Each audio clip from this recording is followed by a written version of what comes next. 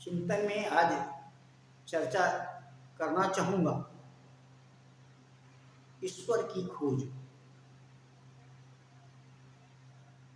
आज हम सब ईश्वर के खोज में लगे हुए हैं और वह आस्था है ईश्वर में जिसको हम खोज कर रहे हैं। विश्वास है कि ईश्वर होंगे क्योंकि आस्था है ईश्वर में, इसलिए हम ईश्वर को खोजने में लगे। कहाँ खोज रहे हैं? मंदिर, मस्जिद, गुरुद्वारा, चर्च में हम ईश्वर को खोज रहे हैं। और सब अपने अपने तरह से ईश्वर के खोज में लगा हुआ है और फिर सब यही कहते हैं, सब मानने के लिए एक जगह सब तैयार हो जाती है कि ईश्वर एक है। यहाँ पर आकर के ठहर जाते। ईश्वर एक है, वह मुसलमान भी मानता है, वह हिंदू भी मानता है, सिख भी मानता है, ईसाई भी मानता है कि ईश्वर एक है। लेकिन वह ईश्वर एक है, सब मानता है, लेकिन वह फिर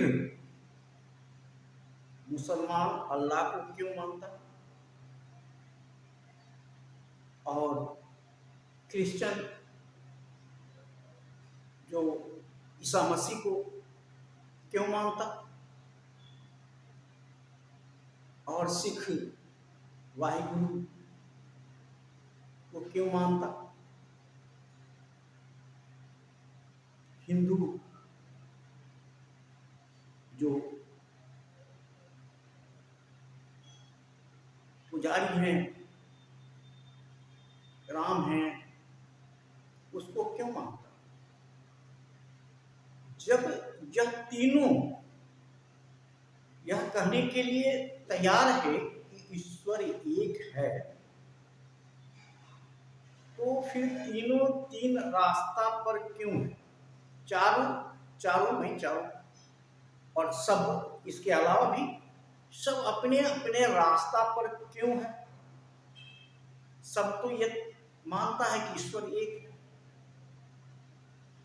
इस पर मेरा कहना है कि इसका कोई अंत नहीं है, इसका विवाद का कोई अंत नहीं है, आस्था है इसका कोई अंत नहीं है, विश्वास है इसका कोई अंत नहीं है।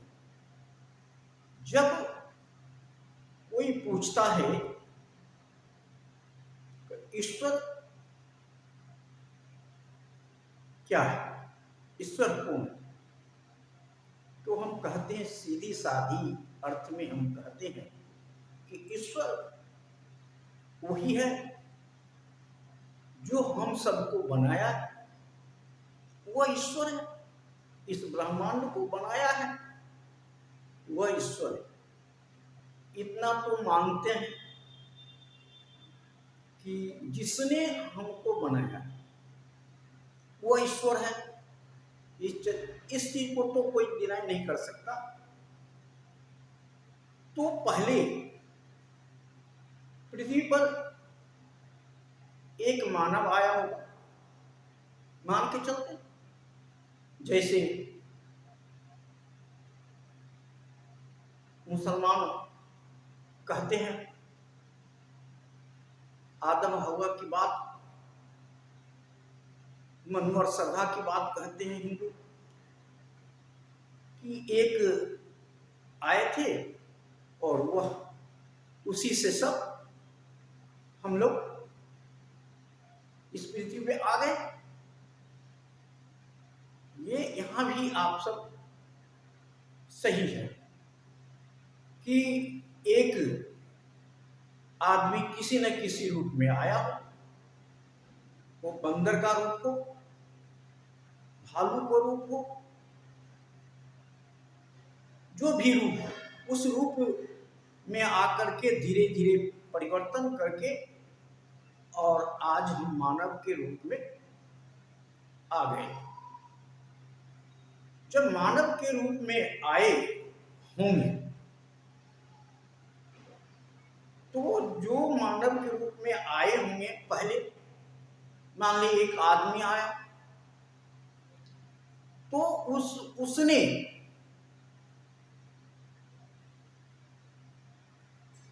किसको कहा होगा?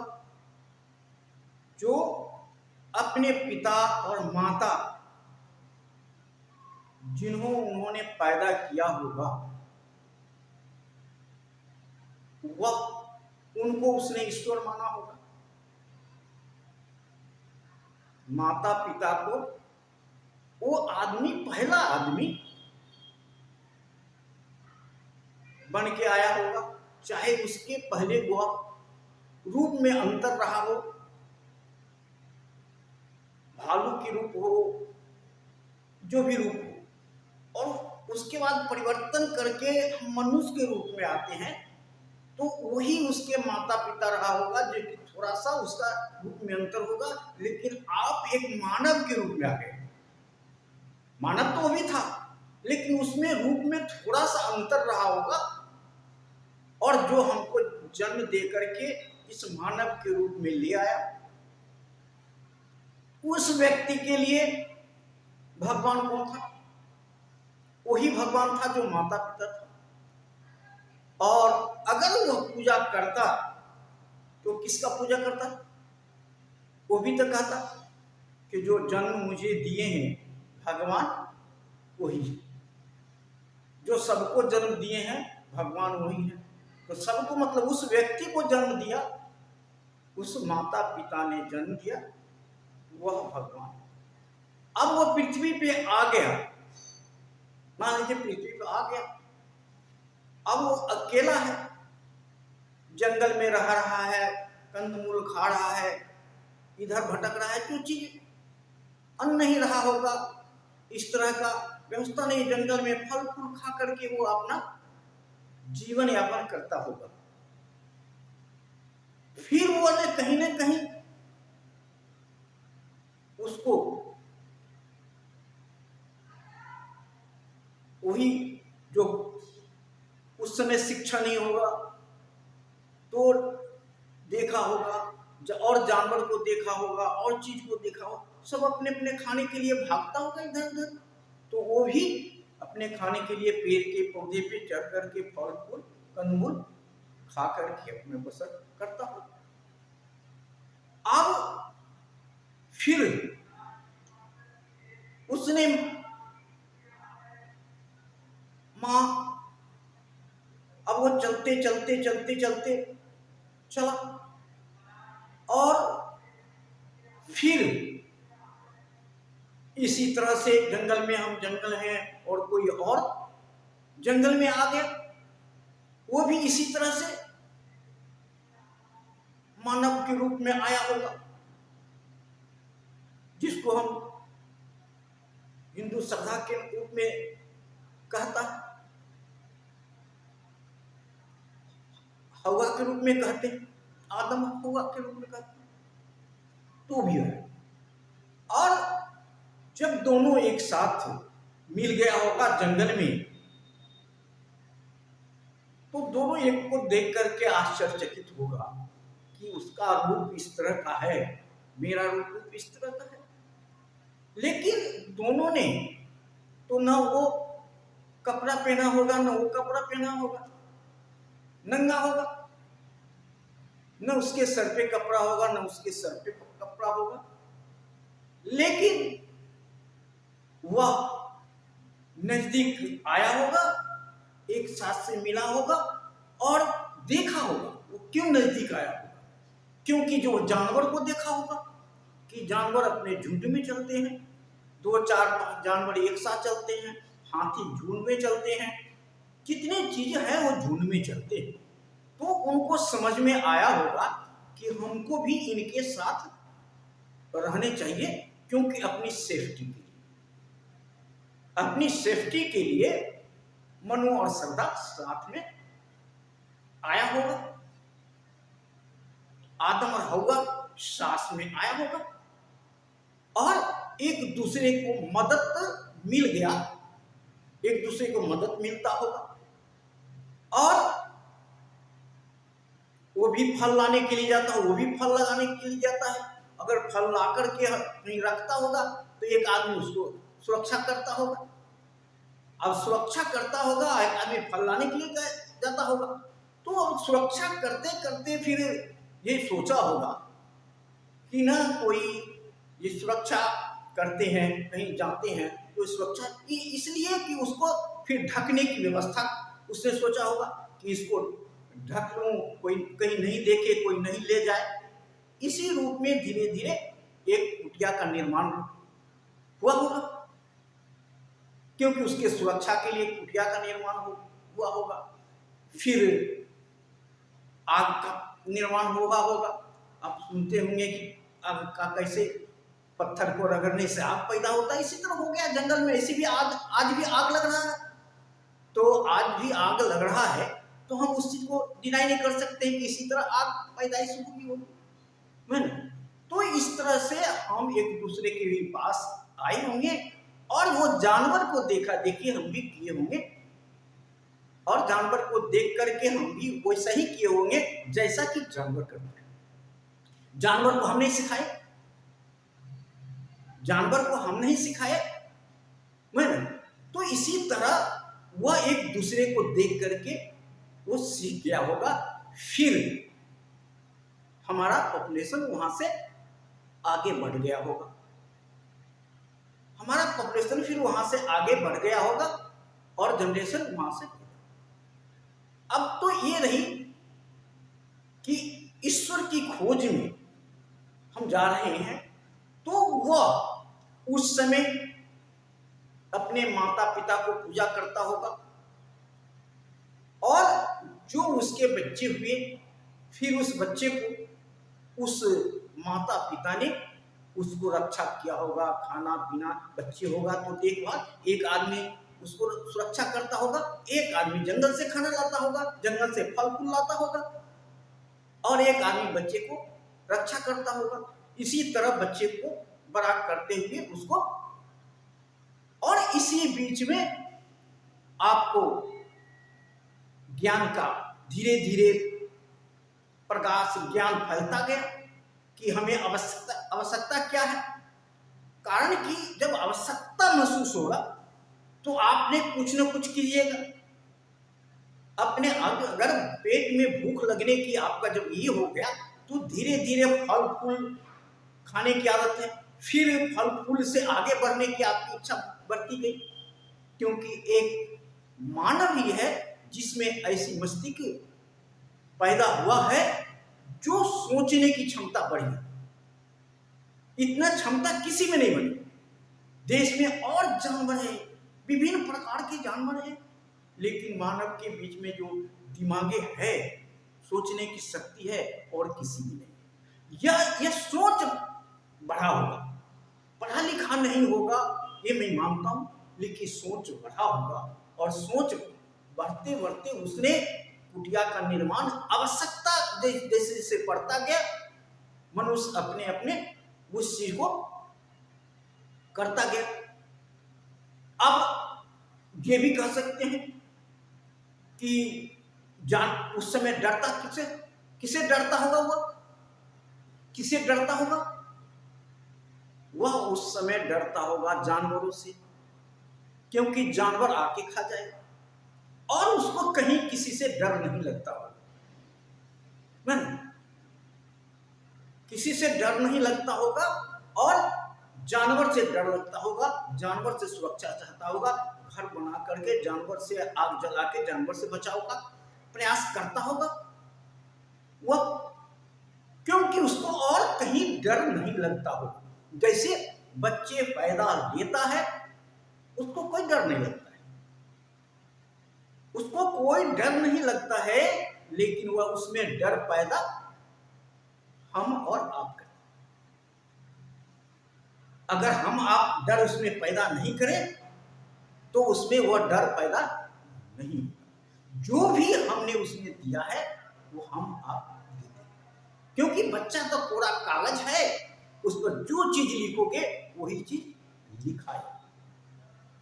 अगर एक हिंदुस्तान में बच्चा पैदा लेगा, एक अमेरिका में बच्चा पैदा लेगा, दोनों बच्चा का रूप और दोनों का रहन चाल चलन शैली अलग होगी, क्योंकि जो हमारे माँ बाप करता है वही फिर हमारा बच्चा करेगा। हम जो करते हैं, हम जहाँ पूजा पाठ करते हैं, हम जिसको भगवान मानते हैं, जिसको वही वो करेगा। लेकिन अमेरिका के बच्चे वो नहीं करेगा, क्योंकि वो उसका माँ बाप जो शिक्षा देगा वो करेगा। तो जो भी हमारे ऊपर में प्रभाव आया है, जो भी परिवर्तन आया है, हम हमारे माँ बाप से ही आया है, उसी को देख करके नहीं आया है कि वो हम करना चाहते हैं जो हम हमारे माँ पिताजी कर रहे हैं, वह करना चाहते हैं। अब ये तो बात सही है कि ये माँ पिता किए हैं, और माँ पिता ने अपने माँ पिता से जो सीखा है, वो डर कहाँ से सीखा, भय कहाँ से सीखा, मंदिर में जाने का कहाँ से सीखा, गुरुद्वारे में जाने में सीखा, वो अपने माँ बाप से सीखा, और माँ बाप से ये सीखा और उसी के मुताबिक चला। अब उस समय फिर ज्ञान की खोज हुई होगी किसी तरह, कि ज्ञान की खोज में मतलब पहला तो स्टेप यही होगा ना, जंगल में जो कि ऋषि मुनि की कहानी सुनते हैं कि वो सब को इकट्ठे होकर के तीर चलाना सीखे होंगे, तीर बाजी करते होंगे, कि उस तीर से किसी को घायल करते होंगे, जानवर के घायल करते होंगे, फिर उससे ला करके खाना खाते होंगे।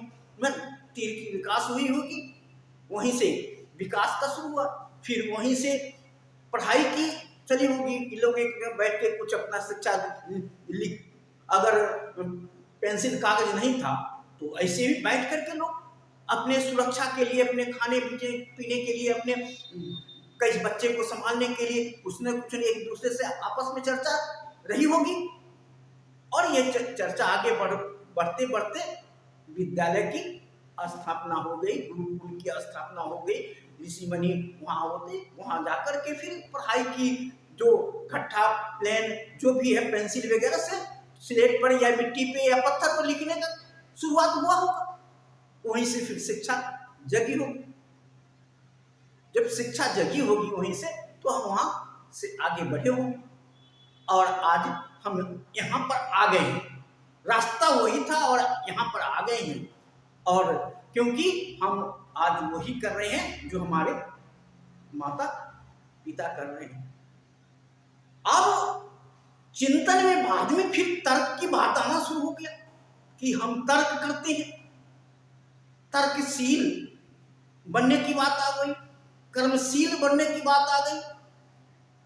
सोच विकसित हुआ कि जो हम कर रहे हैं वह सही है कि नहीं, जो हमारे पिताजी कर रहे हैं, किए हैं, वो सही है कि नहीं, जो हमारा पूर्वज किए हैं वह सही है कि नहीं।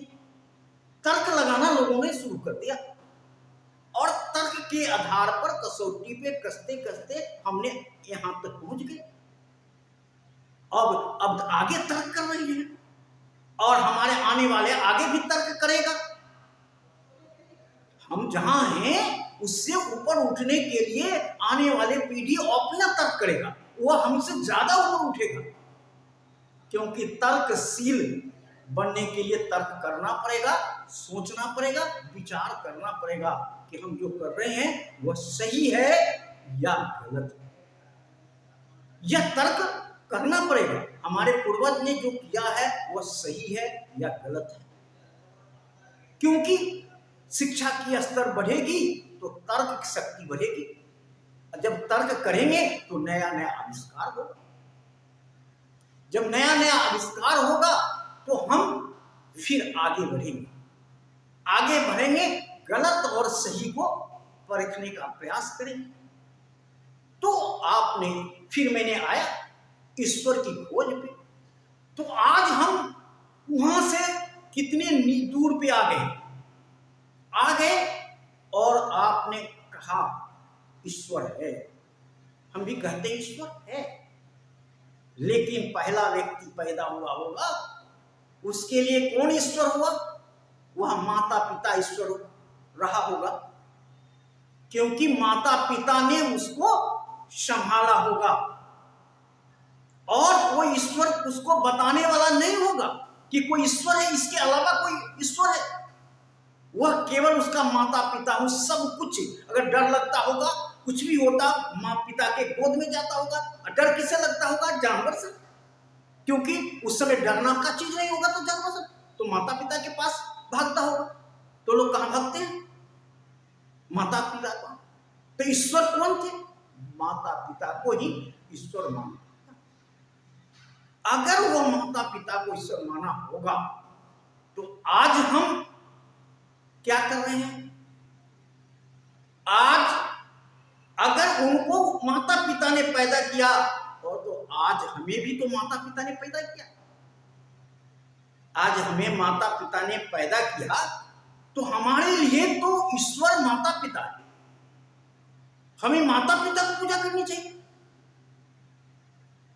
और प्रथम गुरु भी है माता पिता, प्रथम गुरु भी है और ईश्वर भी है। दोनों है माता पिता, प्रथम गुरु और ईश्वर है माता पिता। तो पहला पूजा माता पिता को करना चाहिए। उसके बाद आता है कि हमने ये तर्क करने के लिए, तर्कशील बनने के लिए हमने तर्क कहां से किया? तर्क करने में किसी का सहयोग रहा होगा। हमें ज्ञान बढ़ाने में हमारे सहारे में किसी को सहयोग रहा। वह सहयोग किसको रहा होगा? तो गुरु को रहा होगा। गुरु ने हमें बताया होगा, क्योंकि हम बच्चे होंगे, छोटे होंगे, तो वो गुरु कुल में गुरु बताया होगा कि ये रास्ते चलने से, ये रास्ते चलने से विकास होगा। और वह तभी हम तर्क करना सीखे। किसकी वजह से? गुरु की वजह से तर्क करना सीखे। और तो हम ईश्वर को अगर मानते हैं तो हमारे माता पिता सबसे बड़ा ईश्वर हैं, भगवान हैं, और साथ में गुरु भी है, जिन्होंने हमें तर्क करने की शक्ति दी, पढ़ाने की शक्ति दी। वह गुरु है। तो हमें आज अगर पूजा करना है तो किसको करना चाहिए? माता पिता को पूजा करना चाहिए, गुरु को पूजा करना चाहिए। और आपके लिए वही ईश्वर है, वही भगवान है। क्योंकि अगर इससे दूर जाएंगे, इससे अगर दूर जाएंगे तो आप संसार में भटक जाएंगे। क्योंकि वो ईश्वर की खोज, ईश्वर मिलेगा नहीं। जिसको खोजना चाहते हैं वो मिलेगा नहीं। और जिसने आदमी से पूछेंगे वह उस अपने तरह से ईश्वर की बात करेगा। और आप उनके बात मानने के बाद आप भटकते जाएंगे, भटकते जाएंगे, भटकते जाएंगे। जितने आदमी से पूछेंगे उतने ईश्वर की बात बताएगा, उतने प्रकार का ईश्वर दिखाई पड़ेगा आपको, और सब की बात आपको अच्छी लगेगी और सबको आप मानते रहेंगे।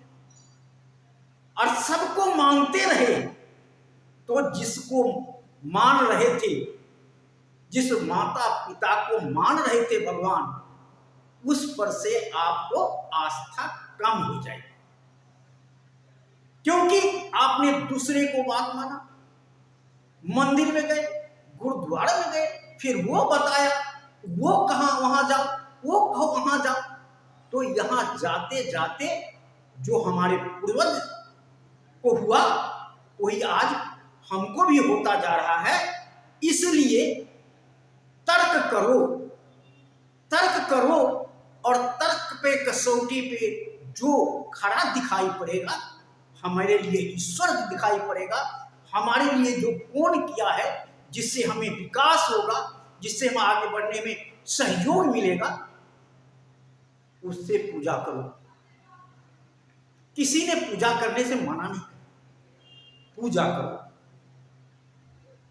अगर आज तुम्हारे, हम किसी के माँ बाप हैं, माँ बाप हैं, और बच्चे हमारा सहारा बन रहा है, तो हमारे लिए भगवान कौन है? वो बच्चे भगवान बच्चे हैं। क्योंकि जब वो छोटा था, वो हमें भगवान माना, हमसे शिक्षा लिया, और जो बड़ा हो गया, काम करने कमाने वाला हो गया, तो वो हमारा सहयोगी हो गया, हमें वो शिक्षा देता है, तो वो हमारे लिए भगवान हो गया। क्योंकि वो तर्क कर रहा है और आगे बढ़ रहा है, हमसे ज्ञान ज्यादा हो रहा है, हमसे बुद्धि ज्यादा हो रहा है, हमसे ज्यादा धन कमा रहा है, हमसे ज्यादा आगे बढ़ रहा है, तो उसको मानो। वह छोटा नहीं होता है, क्योंकि जिसके पास ज्ञान ज्यादा है वो बड़ा है। आदमी जन्म से बड़ा नहीं होता है, ज्ञान से, बुद्धि से, तर्क से बड़ा होता है। जो तर्कशील होता है वो बड़ा। इसलिए हम उस बच्चे को भी वैसे ही सम्मान करें, भगवान के रूप में उस बच्चे को देखें, जो बच्चा हमको भगवान के रूप में देखा। जब बच्चा आपको भगवान के रूप में देखेंगे, क्योंकि बचपन में रहेंगे, पढ़ाई लिखाई करेंगे, माता पिता भगवान है, उनको पूजा करेंगे, चरण छुएंगे, उसको पूजा करेंगे। उसी प्रकार जब अब उम्र बढ़ेगी, अब उस उम्र के आगे बढ़ेंगे, तो उस बच्चे को प्रणाम करो। बच्चे को जो तर्कशील बना है उसे प्रणाम करो। यह नहीं सोचो कि बच्चा हमारा लड़का है, हमारा छोटा है, ये नहीं सोचो, क्योंकि उसका ज्ञान को सोचो। उसका ज्ञान हमसे ज्यादा है, उसको तर्क करने आता है, वो आगे बढ़ा है, इसीलिए आज यहां तक खड़ा है। इसलिए उसको प्रणाम करो, उसको नमन करो, उसके ज्ञान को नमन करो, और जो गुरु है उसको ज्ञान के नमन। इसलिए तर्क करो, आपको जो लगे वह। बाकी दूर तक ईश्वर की खोजने की कोशिश करोगे तो आप खुद अपने आप को बर्बाद करोगे, और साथ साथ अपने बच्चे को भी बर्बाद करोगे। क्योंकि अपने अंदर में ढूंढो, आपके पास ही सारे ज्ञान की भंडार है, सारे सब कुछ है, सारे शक्ति है, और आपका परिवार ही आपके सबसे बड़ा धरोहर है, भगवान है। उसके इर्द गिर्द ऐसे वातावरण बनाओ कि हमारा लड़का बच्चा तर्कशील बने, आगे बढ़े, और अपने साथ साथ समाज को सेवा करे और देश को भी सेवा करे। ऐसा औलाद बनाओ। आज इतना ही। जय हिंद, जय भारत।